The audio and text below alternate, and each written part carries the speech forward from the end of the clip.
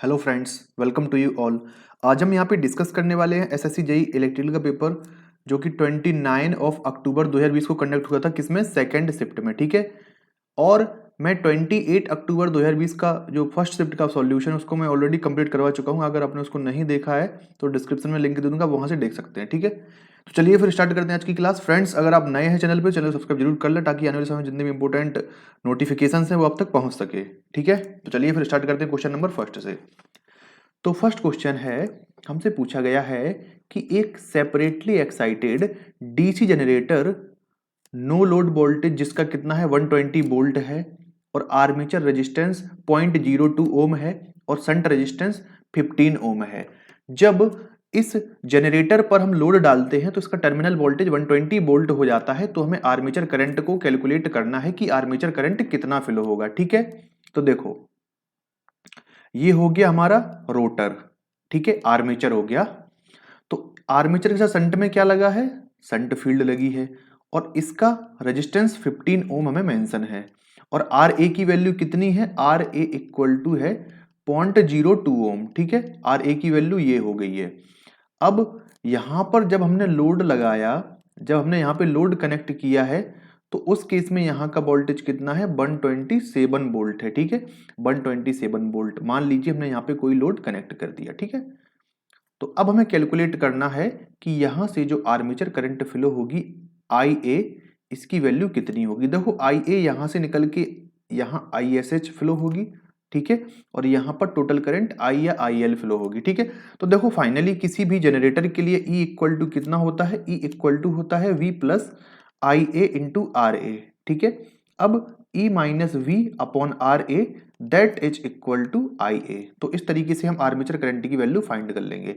तो ई की वैल्यू 127 है, 127, और वी की वैल्यू 120 है। क्योंकि इसमें जो नो लोड वोल्टेज गिवन है ये बेसिकली है क्या? बेसिकली ये ई की वैल्यू ही तो है 127 वोल्ट। ठीक है। तो ई की वैल्यू कितनी? 127 वोल्ट है और वी की वैल्यू कितनी है? 120 वोल्ट है। और आर्मेचर रेजिस्टेंस हमें 0.02 ओम गिवन है। तो यहां से आर्मेचर करंट हमारी निकल के आ जाएगी। ऊपर बचेगा कितना? 7 बचेगा अपॉन 0.02। तो कितना आ जाएगा? 700/2 दैट इज 350 एम्पियर। तो कितनी आंसर आ गया हमारा?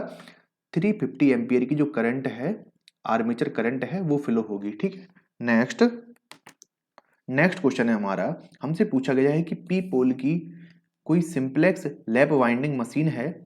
ठीक है। उसमें जनरेटर में जो प्रति पैरेलल पाथ हमें ईएमएफ को बताना है कि कितना ईएमएफ फ्लो होगा। तो देखो, बेसिकली इन जनरल जो फॉर्मूला होता है ईएमएफ का 5ZNP अपॉन 60A होता है। ठीक है, सिंप्लेक्स वाइंडिंग है यहाँ पर, तो A इक्वल टू P हो जाएगा। ठीक है, ये तो हमें पता है सिंप्लेक्स वाइंडिंग है। अब बेसिकली यहाँ पे बात क्या आती है कि देखो, बेसिकली चाहे तो हम प्रति पाथ की बात करें, यानी कि ए की वैल्यू 1 लेके करें, या फिर ऐसे भी करें तो कोई दिक्कत नहीं है। तो हमें E इक्वल टू सीधे 5ZN अपॉन 60A मिल जाएगा। देखो, और एक second, A equal to P है तो यहाँ पे P है, यहाँ पे A है, तो A की जगह हम P रख सकते हैं ना। तो यहाँ से फाइनली E इक्वल टू कितना मिल गया? 5ZN upon 60। That is option number first. Option number first 5ZN upon 60 volt. Next question number 3 है, हमसे पूछा गया है कि किसी एक सिंगल फेज यूनिवर्सल मोटर में जो एसी सप्लाई हम उसको प्रोवाइड करवा रहे हैं, तो जब इनपुट करंट अपने नेगेटिव हाफ साइकिल के दौरान होगी तो उस केस में मोटर का जो टॉर्क है उस पर क्या इफेक्ट पड़ेगा। देखो, जब जो इनपुट करंट है वो अपने ऋणात्मक यानी कि नेगेटिव हाफ साइकिल पर होगी तो उस केस में जो टॉर्क होगा वो सेम उसी तरीके का होगा जिस तरीके का पॉजिटिव में वह चल रहा है। यानी कि चाहे पॉजिटिव की बात करें चाहे नेगेटिव हाफ साइकिल की बात करें, जो टॉर्क है उस पर कोई फर्क नहीं पड़ेगा, कोई चेंज नहीं होगा। टॉर्क हमेशा सेम पैटर्न को फॉलो करेगा, चाहे पॉजिटिव हाफ साइकिल हो चाहे नेगेटिव हाफ साइकिल हो। तो option 3 will be the right answer. Next question number 4 है, हमसे पूछा गया है कि प्लांट कैपेसिटी की डेफिनेशन हमें बतानी है। तो देखो, प्लांट कैपेसिटी फैक्टर पीसीएफ यानी प्लांट कैपेसिटी फैक्टर की वैल्यू होती है, ठीक है, एवरेज पावर डिमांड। ठीक है, एवरेज डिमांड भी बोल सकते हैं इसको, एवरेज पावर भी बोल सकते हैं। ठीक है, average demand upon plant capacity, upon plant capacity. ठीक है, ये होता है हमारा प्लांट कैपेसिटी फैक्टर। अब इनने क्या इनने बोला है क्वेश्चन में, इन्होंने कहा है कि प्लांट कैपेसिटी बताना है। तो प्लांट कैपेसिटी कितनी हो जाएगी? Plant capacity that will be equal to average demand upon PCF, plant capacity factor. तो देखो option second will be the right answer हो जाएगा, क्योंकि देखो एवरेज डिमांड ये हो गई और प्लांट कैपेसिटी फैक्टर ये हो गया। ठीक है, और इन दोनों के रेशियो को ही हम क्या बोल रहे हैं? Plant capacity. ठीक है, आप यहां से देख सकते हैं। ठीक है, प्रॉपर्ली मेंशन कर दिया है plant capacity that is average demand upon plant capacity factor. तो average demand upon plant capacity factor का रेशियो हमेशा प्लांट कैपेसिटी होता है। ठीक है, उनने कुछ नहीं बस क्वेश्चन को घुमा दिया है भाई। ठीक है ना, तो इस तरीके से दिमाग को खुला हुआ रखना है जब भी एग्जाम में बैठे, कि हो सकता है क्वेश्चन कुछ उल्टे तरीके से उसी में आपको घुमा फिरा दे, आप वहीं कंफ्यूज हो जाएं। तो ये थोड़ा सा देखने वाली चीज है। ठीक है, नेक्स्ट क्वेश्चन नंबर 5 है, हमसे पूछा गया है कि 50 सेंटीमीटर एक लॉन्ग वायर है, इसको हमने 1 टेस्ला की मैग्नेटिक फील्ड डेंसिटी या मैग्नेटिक फ्लक्स डेंसिटी में रखा है, यानी कि बी की वैल्यू हमें कितनी 1 टेस्ला गिवन है और एल की वैल्यू हमारे पास कितनी है? 50 सेंटीमीटर गिवन है। ठीक है, तो इसमें जो यूनिफॉर्म एक मैग्नेटिक फील्ड है, इसमें यह लंबाई के समकोण पर 50 मीटर पर सेकंड से आगे बढ़ता है। सिंपल v की वैल्यू हमें यानी वेलोसिटी की वैल्यू 50 मीटर पर सेकंड यहाँ पे मेंशन की गई है। ठीक है, यदि यह अपनी जो डायरेक्शन है उसमें 30 डिग्री पर जो एंगल बनाता है, तो उस केस में जो ईएमएफ होगा वो कितना होगा? तो थीटा की वैल्यू बेसिकली 30 दे दी गई है। तो इस केस में अगर हम ईएमएफ की बात करें, ठीक है, लॉरेंज लॉ की बात करें, तो बी भी एल साइन थीटा हो जाएगा। ठीक है, अगर बात करें v की, v कितना है? 1 टेस्ला है। अगर बात करें v की, v कितना है? 50 मीटर पर सेकंड है। l की बात करें तो 50 सेंटीमीटर है। लेकिन हमें क्या करना पड़ेगा? हमें इस सेंटीमीटर को हटाना पड़ेगा, क्योंकि हमें ऐसा यूनिट में जाना है। तो 10⁻² से हम क्या करेंगे? मल्टीप्लाई कर देंगे, और साइन थीटा की वैल्यू यानी साइन 30। ठीक है, अब देखते हैं। तो यहां से अगर हम देखें तो 55 25 2500 और 10⁻² है, एक स्टेप और ले ही लेते हैं, कोई प्रॉब्लम नहीं है। यहाँ पे 1/2 हो जाएगा। तो देखो यहाँ पे कितना था? 2500 था, मल्टीप्लाई में 10⁻² था। तो 10⁻, जस्ट वेट यार, 10⁻²। ठीक है, अब यहाँ पे क्या होगा? बेसिकली जो 10⁻² है, जस्ट वेट यार, why this is not working यार। ओके, 10⁻² है, ये यहाँ से कैंसिल हो जाएगा। ठीक है, तो यहाँ से कितना? 12.5 वोल्ट जो है हमारा आंसर आ जाएगा, 12.5 volt. That is option number 3 will be the right answer. ठीक है, नेक्स्ट मूव करेंगे। क्वेश्चन नंबर 6 है, हमसे पूछा गया है single phase single winding induction machine में जो रोटर है स्टार्टिंग में वो कैसा है? स्टैंड स्टिल कंडीशन में है। ठीक है, यानी रुका हुआ है। इसके बाद हमने क्या किया है? हमने सिंगल फेज से इसको कनेक्ट कर दिया है। ठीक है, सिंगल फेज एसी सप्लाई से हमने इसको कनेक्ट कर दिया है। तो इसके संबंध में क्या गलत होगा? ठीक है, तो ऑप्शन 4 बिल्कुल एग्जैक्ट समझ में आ रहा है, क्योंकि जो मशीन है वो कभी भी तुल्यकाली गति पर, तो यानी कि सिंक्रोनस स्पीड पर कभी रोटेट नहीं कर सकती, और मान के चलो रोटेट कर भी गई किसी अदर मैकेनिज्म की हेल्प से, तो उसमें एमएमएफ कभी भी प्रोड्यूस नहीं होगा। ठीक है, तो ऑप्शन 4 हमें बताना था, और यहाँ पे हमें गलत कथन यानी कि रॉन्ग स्टेटमेंट, ठीक है, जो फॉल्स स्टेटमेंट है या रॉन्ग स्टेटमेंट है उसकी पहचान करनी थी। तो option 4 will be the right answer. Next question है, क्वेश्चन नंबर 7 है, हमें 15 वोल्ट की एसी सप्लाई गिवन है। ठीक है, और इसमें हम क्या कर रहे हैं? एक इंपीडेंस है 3 - j4, उसको सप्लाई कर रहे हैं। तो हमें लोड करंट बताना है कि लोड करंट कितनी होगी। तो IL that will be equal to supply voltage upon impedance. Supply voltage 20 है और इंपीडेंस कितना है? 3 - j4 है। कितना है? 3 - j4 है। हम क्या करेंगे? इसको रेशनलाइज कर देंगे, 3 + j4 से ऊपर नीचे क्या कर देंगे? मल्टीप्लाई कर देंगे, तो 3 + j4। अब यहां से देखेंगे 20 × 60 प्लस 40 दूनी 80, 800। जस्ट वेट, यहां पर ये जो वोल्टेज है ना, ये 20 नहीं है भाई, जस्ट वेट, ये 20 नहीं है, 15 वोल्ट मेंशन है। ठीक है, 15 वोल्ट हमें आंसर मतलब जो क्वेश्चन है उसमें हमें मेंशन किया गया 15 वोल्ट की सप्लाई वोल्टेज। अब बस कुछ नहीं, मल्टीप्लाई कर देंगे, 15 × 3 = 45 प्लस j 15 × 4 = 60 अपॉन 3 का स्क्वायर माइनस j4 का स्क्वायर। ठीक है, 3 का स्क्वायर माइनस j4 का स्क्वायर। अब देखते हैं यहां से जो 45 है वो तो एज इट इज रहेगा, नीचे कितना 25 मिलेगा हमें। ठीक है, और j, ठीक है, 60 एज इट इज रहेगा ऊपर, और नीचे में कितना मिल जाएगा, नीचे में 25 मिलेगा, क्योंकि हमने क्या कर दिया, हमने अलग अलग कर दिया दोनों को। तो यहां से हम देखेंगे तो 1.8 मिल जाएगा, प्लस जे यहां से देखेंगे तो 2.4 मिल जाएगा। तो 1.8 plus J 2.4 ampere, that is option second will be the right answer question number 7 के लिए। नेक्स्ट क्वेश्चन नंबर 8 है।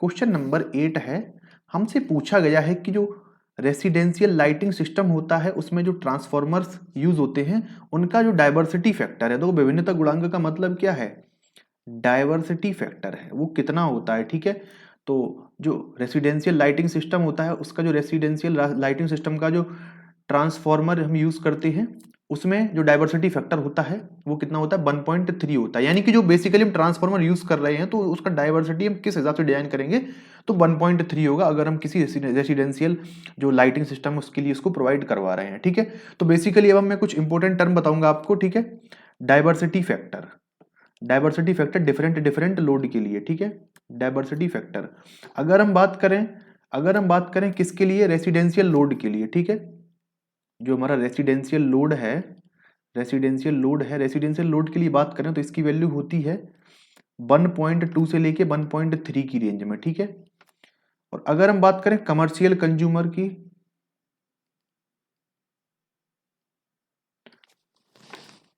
इसकी वैल्यू होती है 1.1 से लेके 1.2 तक। ठीक है, और अगर हम बात करें पावर लोड के लिए, ठीक है,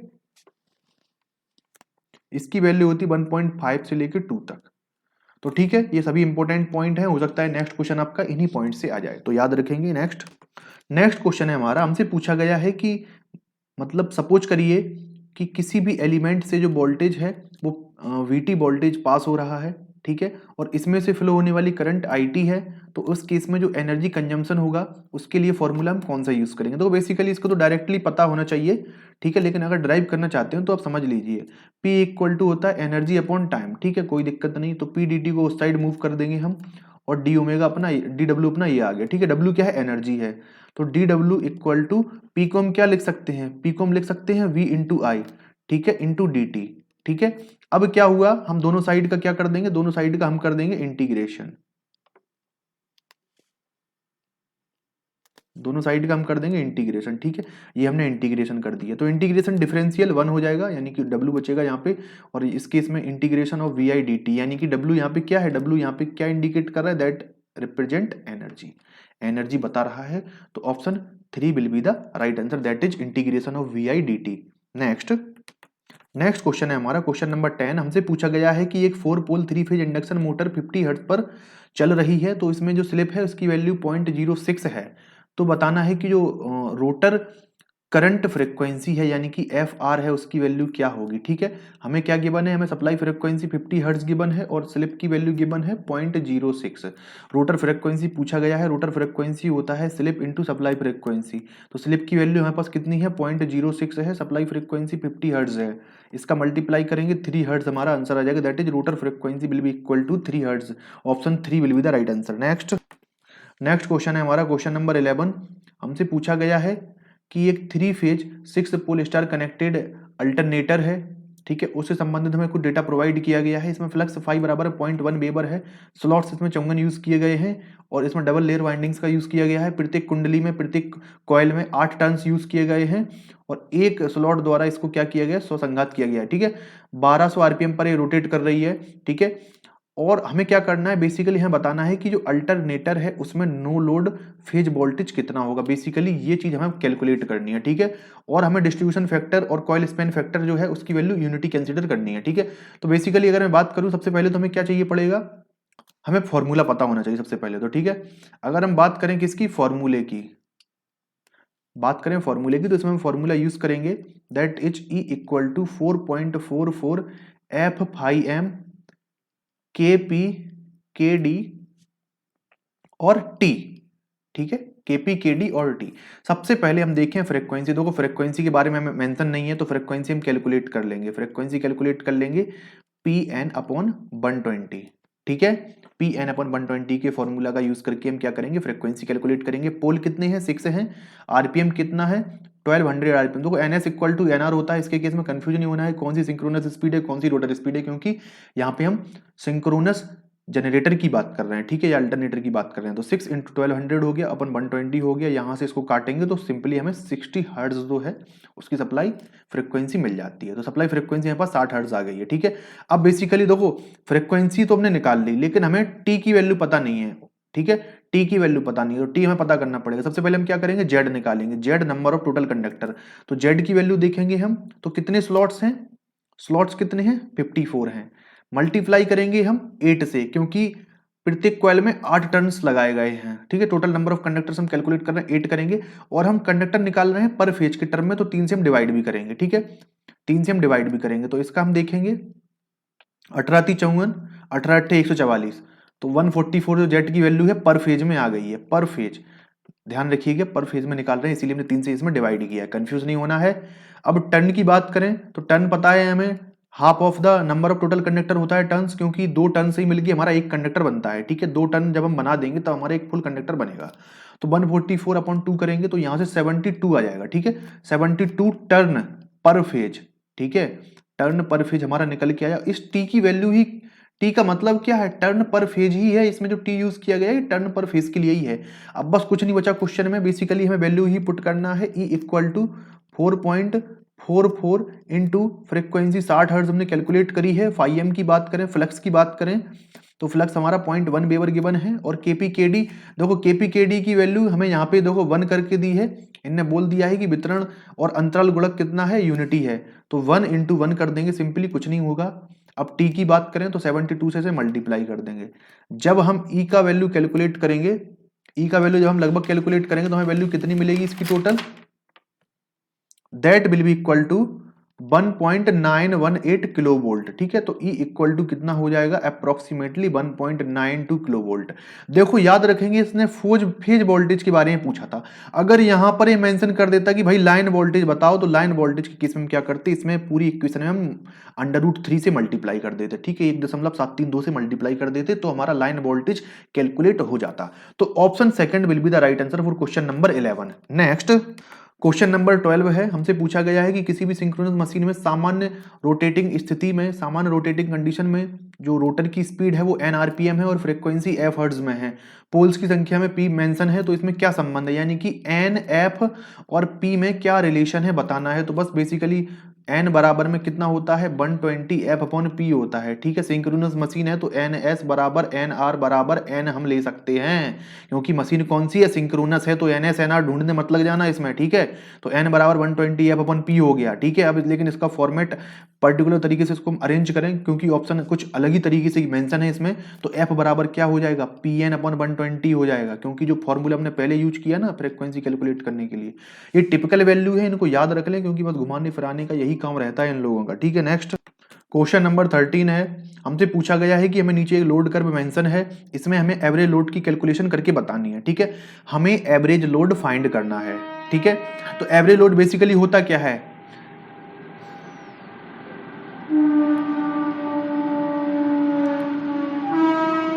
average load that will be equal to energy upon time, ठीक है। बेसिकली इसमें हम क्या कर रहे हैं, एनर्जी कैलकुलेट करेंगे, जब हम एरिया इसका कैलकुलेट करेंगे तो पावर इंटू टाइम का मल्टीप्लाई होगा, पावर इंटू टाइम क्या होता है, एनर्जी होता है, बाद में फिर इसके टोटल टाइम से हम डिवाइड कर देंगे तो हमें फाइनली एवरेज लोड मिल जाएगा, ठीक है, या एवरेज पावर मिल जाएगा, ठीक है। अब देखो हम निकालते हैं, तो एवरेज लोड हम कैलकुलेट करने जा रहे हैं भैया, ठीक है।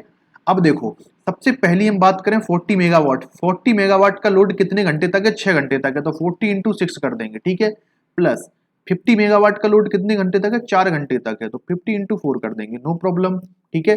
अब देखते हैं हम 60 मेगावाट का लोड कितने 2 घंटे तक है, तो 60 इंटू 2 कर देंगे, कोई प्रॉब्लम नहीं, ठीक है।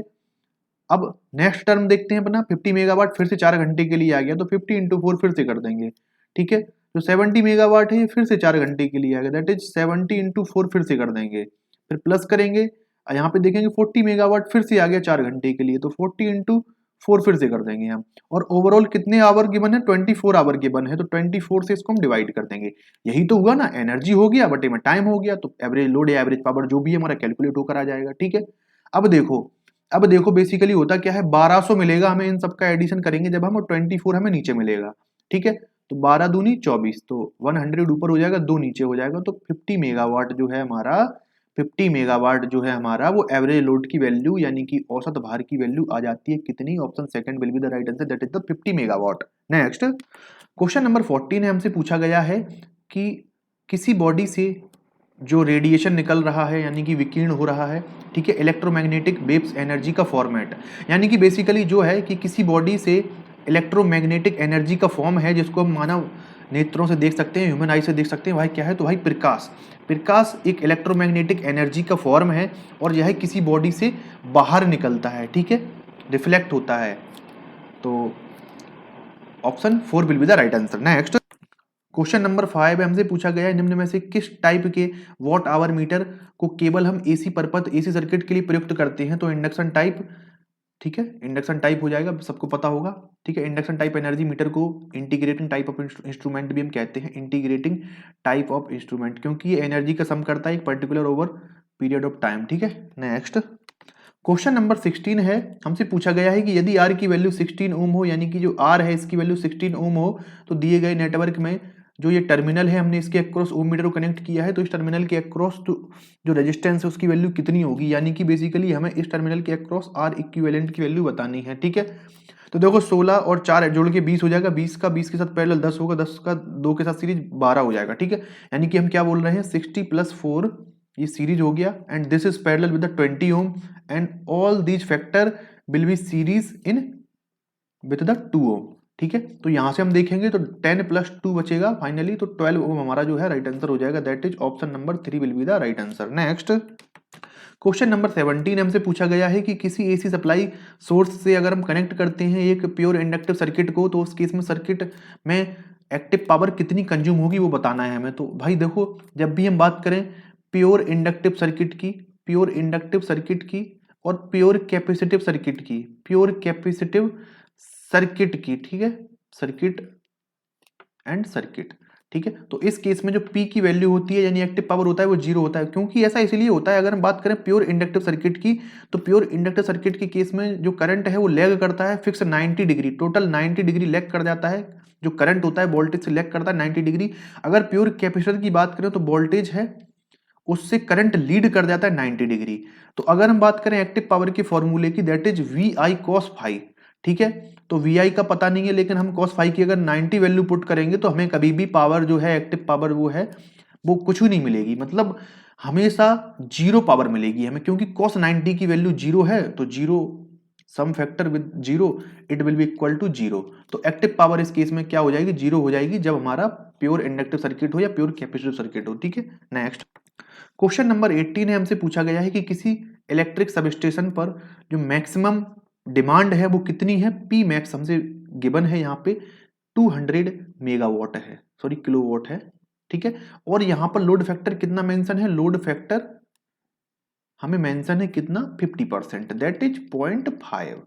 तो हमसे एक वर्ष में जो उत्पन्न एनर्जी है, जनरेटिंग एनर्जी है, उसकी कैलकुलेशन करवा रहे हैं ये, ठीक है, क्योंकि यहाँ पता है इलेक्ट्रिक जनरेटिंग स्टेशन है तो यहाँ से एनर्जी कुछ प्रोड्यूस ही होगी ना।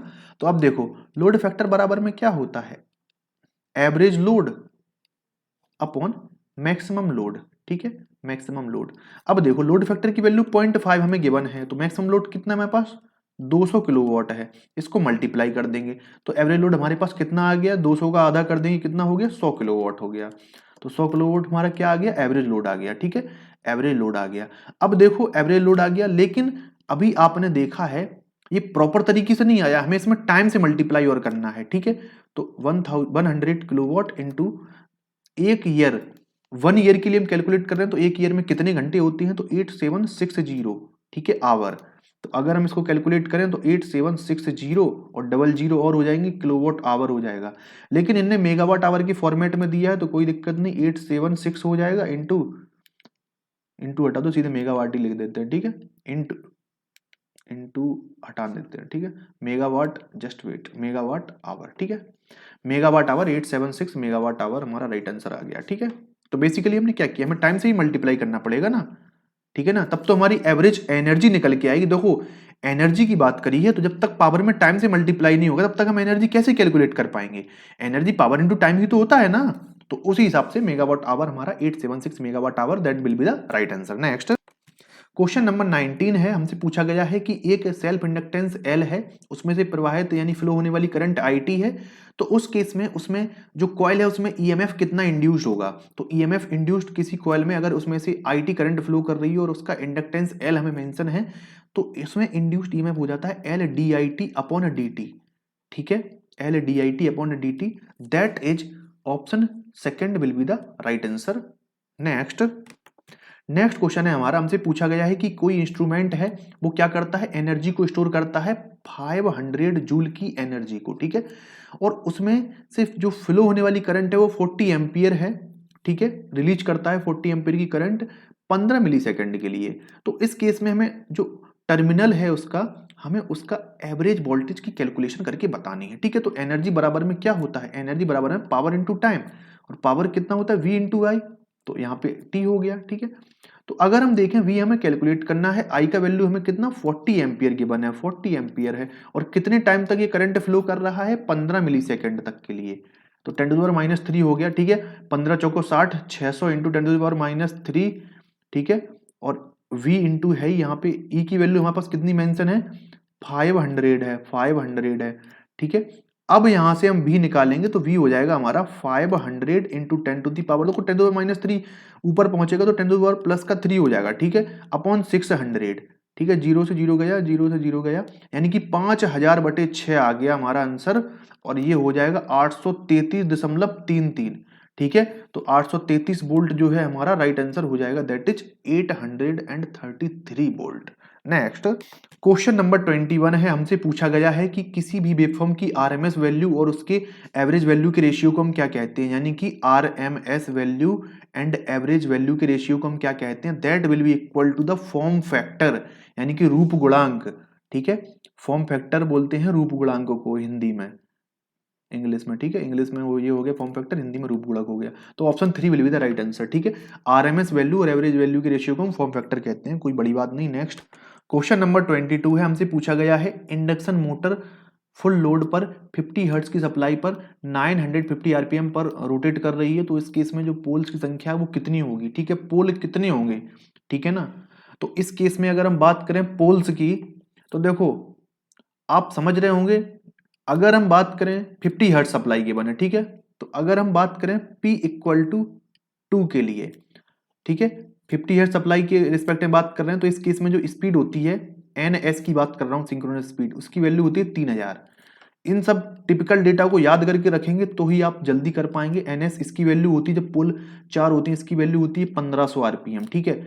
जब पोल की वैल्यू हम कितनी लेते हैं, 6 लेते हैं, तो NS मिलता है हमें कितना, NS मिलता है 1000 आरपीएम, ठीक है। और जब पोल की वैल्यू 8 होती है तो NS मिलता है हमें कितना, 750 आरपीएम, ठीक है ना।